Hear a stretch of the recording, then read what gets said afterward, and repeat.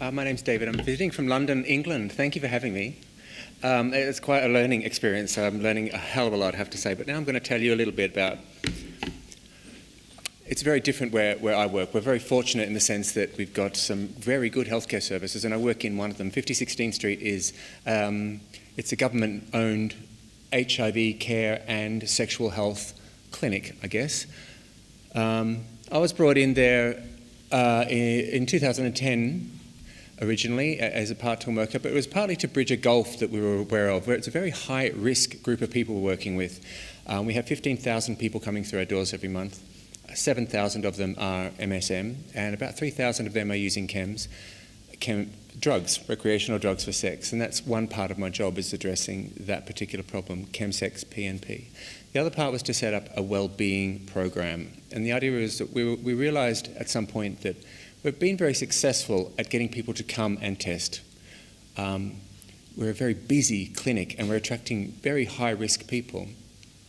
And we're doing that very well, but what we were doing with them after they came, were we just medicating their problems with gonorrhea medicine and sending them out into the world to continue the same behaviour until they got reinfected with gonorrhea or chlamydia or something else, medicine back out into the community. I think the idea was to try to shift it from, forgive me, the clap clinic of tradition and kind of turn it into a sexual well-being centre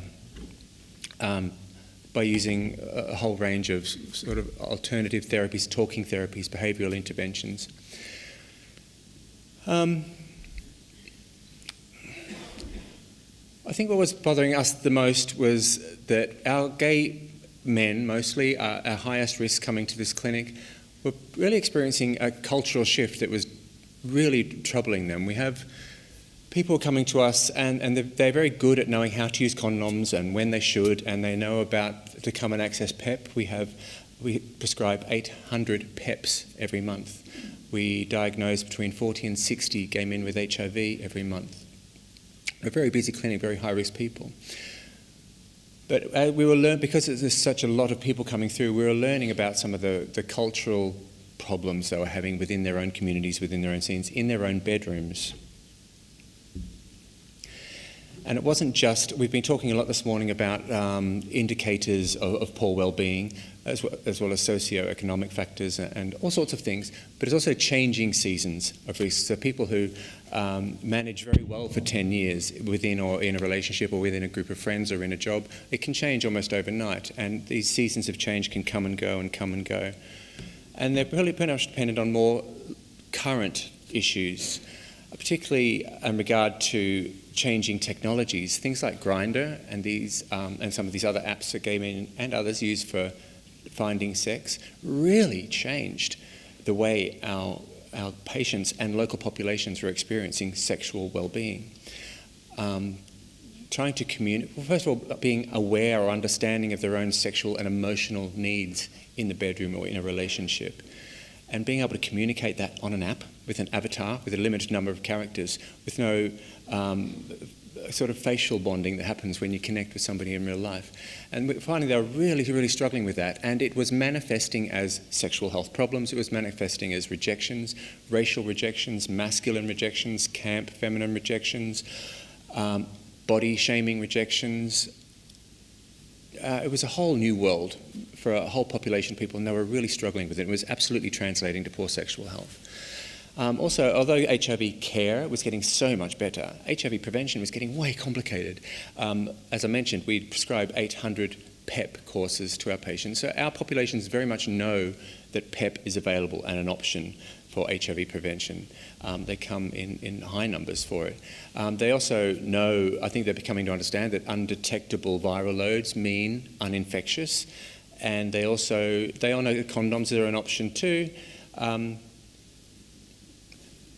It doesn't mean that being well informed doesn't make it easier for them. Being well informed in some cases can make it much more complicated, because do you trust the person in bed with you that they are undetectable, or is it just something they said on that app in that very short introduction? Do you bring up that conversation? So I think it's just simply saying, although HIV care has been getting so much better, HIV prevention is getting really complicated. We're asking our gay men to be so well informed on so many levels, with so many technologies and interventions and medicines, and communication skills in the bedrooms. we really needed to understand better the kind of anxieties that our patients were experiencing out there, outside of the clinic, in their bedrooms, on their gay scenes. And of course, scenes are changing too. Technology's changing, taking it out of the traditional bar and club and making more online social networks, and communication skills about how to befriend, how to communicate our politics, our emotional needs, how to understand our emotional and sexual needs and form relationships through communication skills that we learnt online. And it's a whole other, there is trolling, and there is it's a whole different world. And our changing scenes, and of course cultural and societal homophobia changing a lot over the last 30 years, and of course the AIDS epidemic of 30 plus years that's kind of traumatized this community. So we were less looking at the historical, geographical, economic, socioeconomic, or these kind of factors. We were looking at the changing seasons of risk that our patients were experiencing just today, giving modern day trends. And we thought, how do we protect them to be, or support them to be more resilient with all of these changes? Just to give you some examples, one of our clinics is called Dean Street Express. It's a very, very busy clinic, of course. So a nurse, a young nurse, she might be working, if she was working a double shift, she might see 20 to 30 gay men, one after the other in a double shift on one day. It's a very busy clinic, and as an example, the first guy might come in and he might say, "Hi, I was at a sauna, I was doing loads of chems or drugs, I was having sex with loads of people, having a really good time. Well, I even passed out from some of the drugs for a few hours, but there were still some people in the cubicle, but I think I had a good time. But I've got gonorrhea, I think. There's something going on here. Give me medicine, please." And the nurse is thinking, goodness me, there's so many things I want to talk about here. Like, is this the kind of sex life that they wanted? They feel informed to acknowledge the risks that are happening there and navigate their way through them. Are drugs something they want to be doing? Are they well informed about the drugs? Was consent to sex an issue that she wanted to talk to about that patient in that situation? But, there are 40 other people waiting outside, and he is saying, please don't judge my gay life. It happened last month, it happened next month too. I don't know the names of these guys. Don't judge me, just give me my medicine, please. Next person coming in might be needing PEP. And the nurse again wants to ask about the status of or infectiousness of the person involved in the possible transmission. And it is the person in the waiting room, so we can find out. And the patient will go, gosh, no, I don't know their name. I might know their grinder name. It could have been one of 10 guys. I need my PEP, please don't judge me. I did it 3 months ago. I'll be needing PEP probably next month. Medicine, please. Next.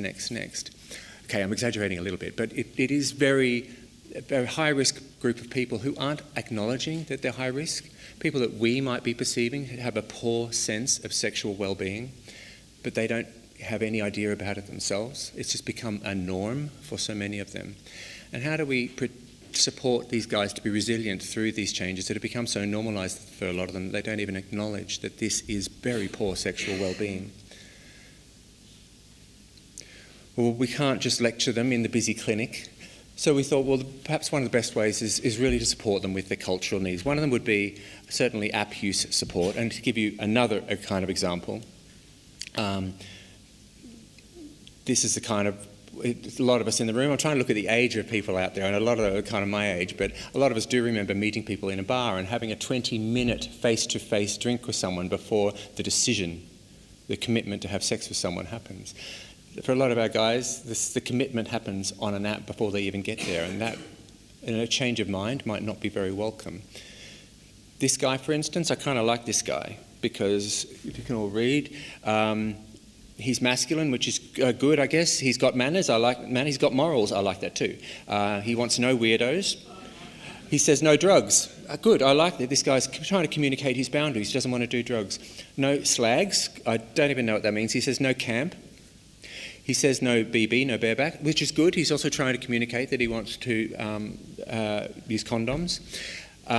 No scene queens, no one unemployed, no one over 35s. And then he asks, is anyone left?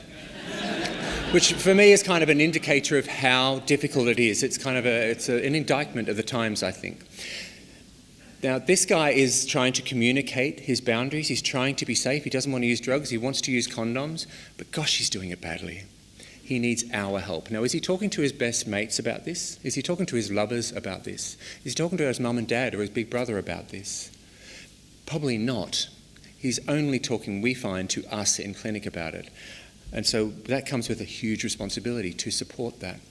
But it also raised the other issue. If they're not talking to us about, if they're not talking to each other, their lovers, their friends, their communities about their own sexual needs, emotional needs around sex and relationships, if it's only us, that's not good enough. That's dreadful. How do we support our local populations to have a dialogue within their own communities around this?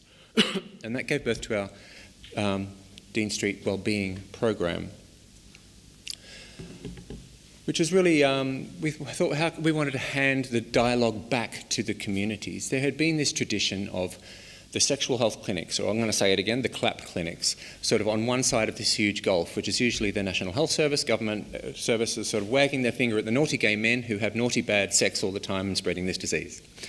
I know it's not really like that, but it can be perceived that way. And on the other side of this gulf was the naughty gay men misbehaving. And the two were kind of not at ease with each other. That was kind of the climate that when I started to work at Dean Street that we were aware of. If we did focus groups, we would invite the gay men to come into our building and we would talk to them with our presentations and take some notes and send them away and make a decision about what they needed after they left the room.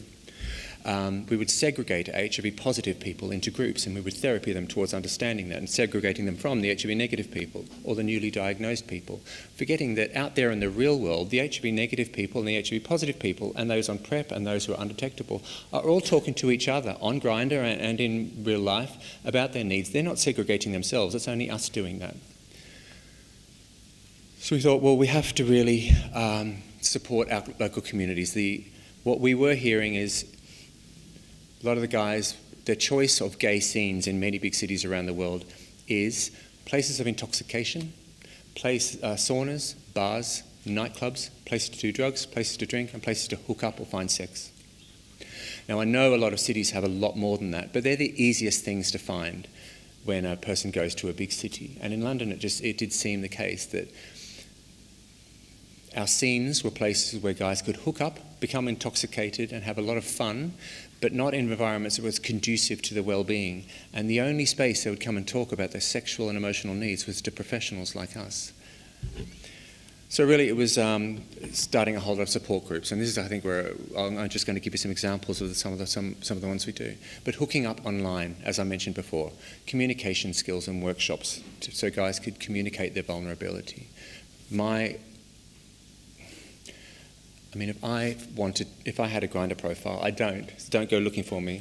It would probably say, I get nervous taking my clothes off with a complete stranger.